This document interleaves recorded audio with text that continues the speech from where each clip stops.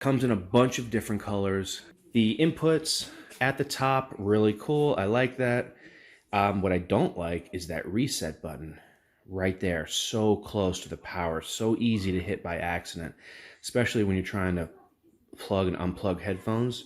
You know, you might go and grab your headphone right there. Boom, boom, right there. Hit the reset button.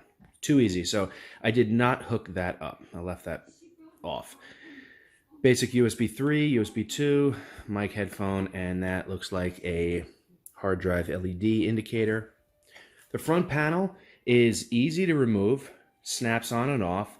The inputs here stay on the case, so you don't have to worry about the front like being attached with those wires. And 2 optical drive bays right there, and they give you 2 fans in the front, which we'll take a look at later. These are screen protectors that I bought on Amazon. I did not even know that they existed, but I bought them for another build because I wanted the rear fan to be an intake fan. So I just slapped one of these on. This is a 140, but you can get them 120. Slap them right on there. So I don't want you to think they come with the case. They don't. They do have filters, but they're inside, underneath. I guess the theory is that you could just vacuum it from the top and it'll just get everything, or maybe you could just blow air in from inside. The screws will not come off. They're attached there, so you don't have to worry about losing them or putting them someplace. I love that. Another thing I like is that, you know, with cheap cases, these side panels are very flimsy and they have a tendency to bend. Like they'll bend at a weird angle. If you've experienced this, you know what I mean.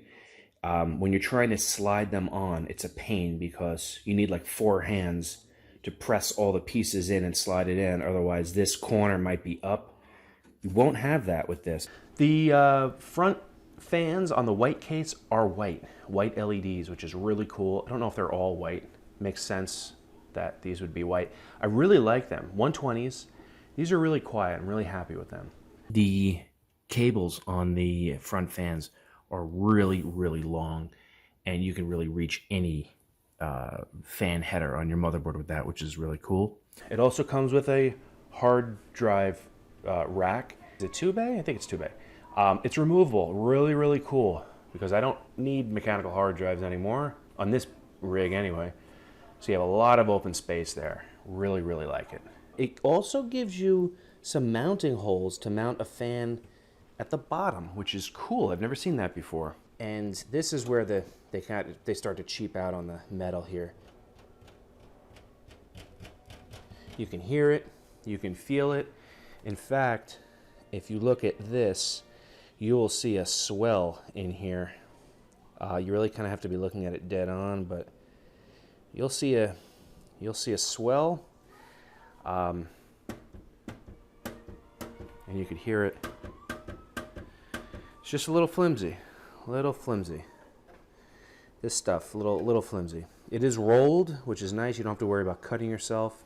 And this is what it looks like with the right side off. A little bit of room here, so you can throw your cables back there. Another interesting thing is that they give you, these holes right here are for mounting an SSD. So you pop the SSD on the side and you can mount it right there and hook your cables up.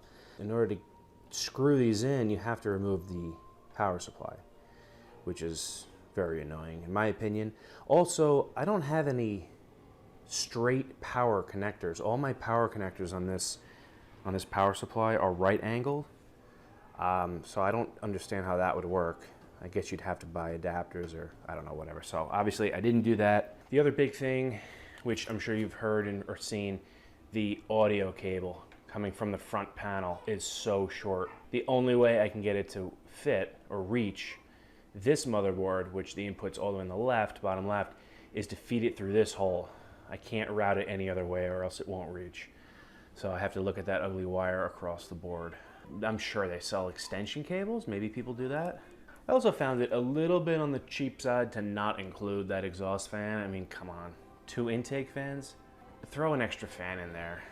You can fit a total of 6 fans, 2 in the front, 1 there, that's 3, 4, and then 2 at the top. And the top two will take 120s or 140s. The front panel connectors have little plus and minus indicators on each of the cables, which really helps simplify what orientation they go in, which is really cool. I've never seen that before. And in case you didn't know, see that little triangle right there underneath? That little triangle indicates positive. The other thing I've seen in the other video reviews is how cheap this goes in. It's not magnets. You can buy what I showed you on the top there. You can buy, they make rectangle ones, magnet covers on Amazon. I'm sure you could get one or make your own or buy one that fits, I don't know, to throw there if you wanted to.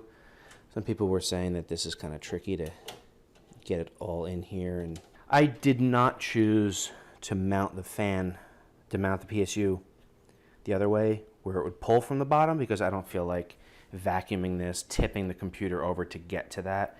I'd rather just not be bothered with that and just use it as another exhaust fan in the case. The manual is actually surprisingly good. It has English. You can read it. It tells you all the screws that it comes with. Power supply. Those are the motherboard screws. Don't use these for the standoffs. Use those right there. I made that mistake. They supply you all the standoffs, pretty much all the screws that you would need, and a padlock bracket, which is kind of cool if you're mounting it in a place where you need to lock it down. And then step-by-step instructions. So all in all, I really like this case. $50 I think is perfect. $60, it's still good. I mean, it's $10, but I think it's for the price. It's awesome. Offers a lot of room. It looks great. I love that window. The fans look great. All right, thanks for watching. Any questions? Let me know. See you later.